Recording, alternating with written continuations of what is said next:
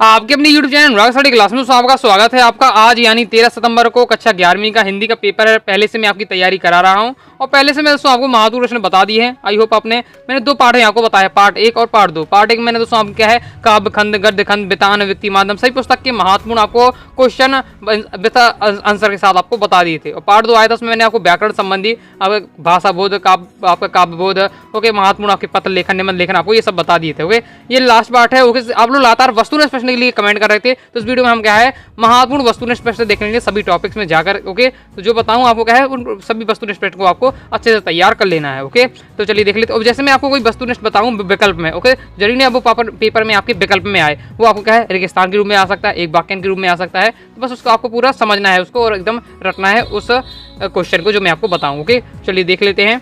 Okay, तो मीराबाई के आराध्य देव है, तो मीराबाई किसकी पूजा करती है ये आपको तैयार करना है। तो यह है श्री कृष्ण की। ओके, और जो मीरा की भक्ति है वो है दाम्पत्य भाव की। ओके, कबीर ने ईश्वर के कितने रूप माने, तो कबीर ने ईश्वर के एक रूप माने हैं। ओके, चलिए आगे देख लेते हैं। दोस्तों वीडियो को ध्यान से अंदर देखिए कि इस वीडियो में आपको क्या है इंपॉर्टेंट जो मैंने क्वेश्चन आपको बताए हैं पार्ट 1 और पार्ट 2 में, वो भी मैं आपको दोबारा बता दूंगा एक बार। ओके, फिर देख लेते हैं। नेक्स्ट आपको तैयार करना है मानव शरीर का निर्माण किन पंच तत्वों से हुआ है। ओके, तो हवा, अग्नि, जल, आकाश, पृथ्वी, पहले बता चुका हूँ, तैयार कर लीजिएगा। ये आपको कि मानव शरीर का निर्माण किन पंच तत्वों से हुआ है, एक वाक्य में आ चुका है, पहले तो आ सकता है, इसलिए आपको तैयार कर लीजिएगा। ओके, चलिए आगे देख लेते हैं। ओके, चलिए आगे देख लेते हैं। आगे दोस्तों आपको तैयार कबीर भक्ति काल की डेडेस काव्य धारा के क्या है कवि हैं। ओके, तो इस पर हो जाएगा आपका निकोट, इसका राइट आंसर हो जाएगा। ओके, और ऐसा ही पूछा लिया जाता है कि कवि के जो क्या है भक्ति काल के है वो क्या है ज्ञान नर्सरी के मार्ग के। ओके, तो ज्ञान नर्सरी हो जाता है। ओके, कवि ने मतलब ज्ञान नर्सरी वाले मार्ग के है। ओके, देखिए आपकी राम भक्ति के हैं कि कृष्ण भक्ति के ज्ञान नर्सरी की है। ओके, तो आपको राइट आंसर होगा ज्ञान नर्सरी। ओके, चलिए आगे देख लेते हैं। ओके, और कबीर की जो रचना है वो क्या है बीजक है, ये भी आपका दिया हुआ है, ये भी आपको तैयार कर रखना है। ओके, नेक्स्ट देख लीजिए। नेक्स्ट दोस्तों आपको देख लीजिए, आपको तैयार करना है कबीर की दृष्टि में एक है ईश्वर एक है, इसके समर्थन में तर्क दीजिए, ये वाला आपको तैयार करना है। पहले ही बता चुका हूँ, मैं आपको दोबारा रिपीट करवा दे रहा हूँ जिससे याद आपको हो जाए। ओके, कबीर ने अपने को दीवाना क्यों कहा है।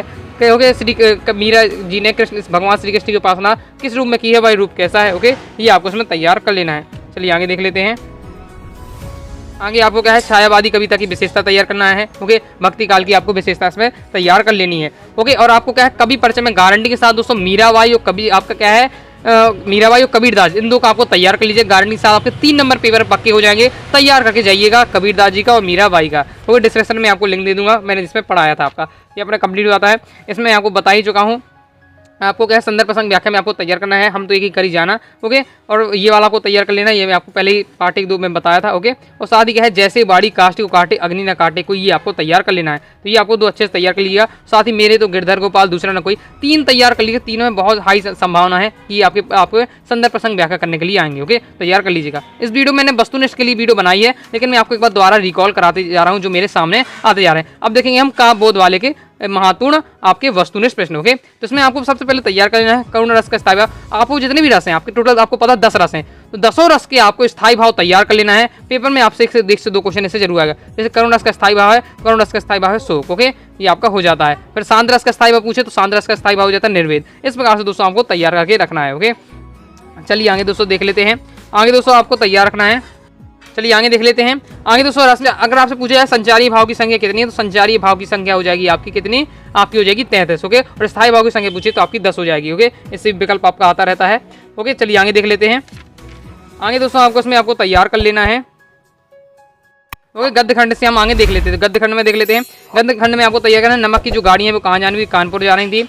तो मियां नसरुद्दीन जी का शब्द चित्र कृष्णा सोबती के किस संग्रह से लिया गया है, तो हम हसमत से लिया गया है। इंपॉर्टेंट है, बहुत ज़्यादा तैयार कर लीजिएगा, ये भी इंपॉर्टेंट है, अच्छे से तैयार कर लीजिए। जो मियां नसरुद्दीन का शब्द चित्र कृष्णा सोबती के संग्रह से लिया तो हम हसमत इसका राइट आंसर हो जाएगा। नेक्स्ट है अपू के साथ 2.5 साल पाठ की जो गद्य की विधा है वो क्या है, वो पाठ की विधा हो जाएगी, कोई संस्मरण है। ओके, ये आपका संस्मरण हो जाएगा। जो मियां नसरुद्दीन है कितने प्रकार की रोटियां बनाने मशहूर थे, तो 56 प्रकार की रोटियां बनाने के लिए मशहूर थे। ओके, तो विदाई संभाषण के लेखक हैं तो बाल मुकुंद गुप्त। लेखक के जरूर ये नाम याद रखिएगा। जैसे पूछे जाए नमक का जो दरोगा की कहानी है उसके लेखक कौन है, तो उसके लेखक हो गया प्रेमचंद। मियां नसरुद्दीन जो आपके है वो किसने लिखी है, तो कृष्णा सोबती जी ने। विदाई संभाषण किसने लिखा है, बाल मुकुंद गुप्त जी ने। ओके, और पूछा जाए कि अपू के साथ 2.5 साल ये किसने लिखा हुआ है, ओके, तो सत्यजी राय ने। इस प्रकार से आपको पूरे तैयार रखना है जिस प्रकार से मैंने आपको बता दिए, इससे संबंधित आपको क्वेश्चन आएगा। ओके, चलिए आगे देख लेते हैं। चलिए दोस्तों आगे देख लेते हैं। आगे दोस्तों हम देख लेंगे, अभी आपका कवि परिचय, आपके लेखक परिचय है, सॉरी आपका लेखक परिचय है। लेखक परिचय में दोस्तों आपका प्रेमचंद जी का याद कर लीजिएगा, कृष्ण सोबती का याद कर लीजिएगा, पहले ही मैं आपको बता चुका हूँ। फिर इसके बाद बहुत ज़्यादा महत्वपूर्ण आपका रेखा चित्र और संस्करण में अंतर, ये आपको तैयार कर लेना है। इसका सॉल्यूशन आपको ये दिया हुआ स्क्रीनशॉट लिए, पहले ही मैं सब आपको बता चुका हूँ, मैंने बता दिया दोबारा। अभी तक आपने तैयार नहीं किए, जो क्वेश्चन बताए तैयार कर लिए। रेखा चित्र संस्करण में अंतर, नाटक और कहानी में अंतर, ओके। और फिर आपको लेखक परिचय में आपको प्रेमचंद जी का याद कर लेना है और कृष्णा सोबती जी का तैयार कर लेना है। चलिए आगे देख लेते हैं। आगे भाषा बोध से हम देख लेते हैं। भाषा बोध से आपको क्या है, इस प्रकार से आपको आता है, ओके। जैसे आपसे मुहावरे संबंधित आता है, जब फूले न समाना, फूले न समाने के मुहावरे का अर्थ है तो अत्यंत खुश होना, ये हो जाता है। बात का धनी होना मतलब जवान का पक्का होना। इस प्रकार से आपका जरूर आपका क्या है, मुहावरे संबंधित आएगा, तो मुहावरे संबंधित आपके क्वेश्चन आपको तैयार कर लेने हैं, ओके। चलिए आगे देख लेते हैं।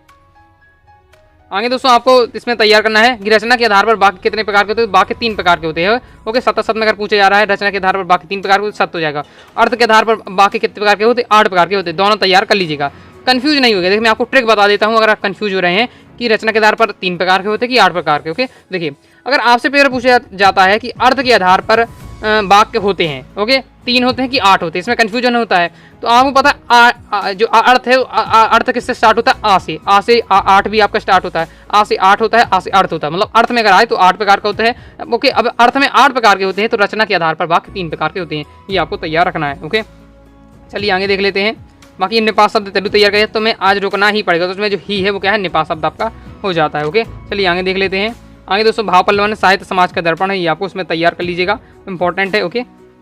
मेरे आगे देख लेते हैं। आगे आपको क्या है, वाक्य शुद्धिकरण के लिए आएगा, वो भी आपको तैयार कर लेना है, जी मैं आपको बता चुका हूँ। और वाक्य परिवर्तन के लिए आता है, ओके, इसे भी तैयार कर लीजिएगा। जैसे क्या अभी तक आप क्या, जैसे क्वेश्चन पूछा है अभी तक आपने चैनल को सब्सक्राइब किया, ओके, तो इसमें आपको क्या है, प्रश्नवाचक बनाना है, तो क्या अभी तक आपने चैनल को सब्सक्राइब किया, इस प्रकार से समझ लीजिए। मैं आपको एग्जाम्पल के साथ बताया, ये आपको तैयार करना है वाक्य में परिवर्तन, ओके। इस बार राष्ट्रभाषा और राजभाषा में आप अंतर तैयार कर लीजिएगा, ओके। और वाक्य में शुद्धिकरण भी अच्छे से आप प्रैक्टिस कर लीजिएगा, तो ये अपने कंप्लीट हो जाता है, ओके। फिर इसके आगे नेक्स्ट देख लेते हैं।